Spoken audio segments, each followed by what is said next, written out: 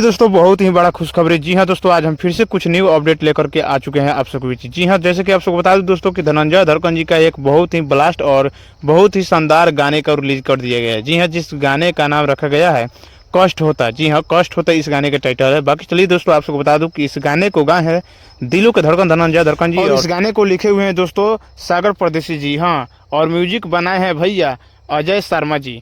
बाकी आप सबको बता दूं कि गाना बहुत ही शानदार है, बहुत ही लाजवाब है। जी हाँ, और इस गाने को ऑडियो में रिलीज किया गया है धनंजय धड़कन इंटरटेनमेंट के यूट्यूब चैनल पे। जी हाँ, तो अभी तक आप लोग इस गाने को नहीं सुने हैं तो जाइए सुनिए इस गाने को, ढेर सारा प्यार दीजिए। बाकी बहुत ही जल्द इस गाने का वीडियो रिलीज किया जाएगा आप सभी के बीच। जी हाँ, सो आप लोग तब तक के लिए इस गाने को सुनिए जाकर के धनंजय धड़कन इंटरटेनमेंट यूट्यूब चैनल पे। बाकी इस गाने में आप सबको नज़र आएंगे जब वीडियो आएगा तो दिलों को धड़कन धनंजय धड़कन जी और साथ में काजल कश्यप जी। जी हाँ, काजल कश्यप जी और धनंजय धड़कन जी इस गाने में नजर आएंगे। बाकी जब वीडियो आएगा तब।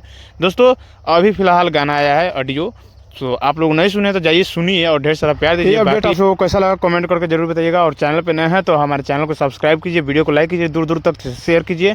बाकी चलिए फिर मिलते हैं किसी न्यू धमाल अपडेट के साथ। तब तक के लिए जय हो भोजपुरी, जय हो भोजपुरी समाज।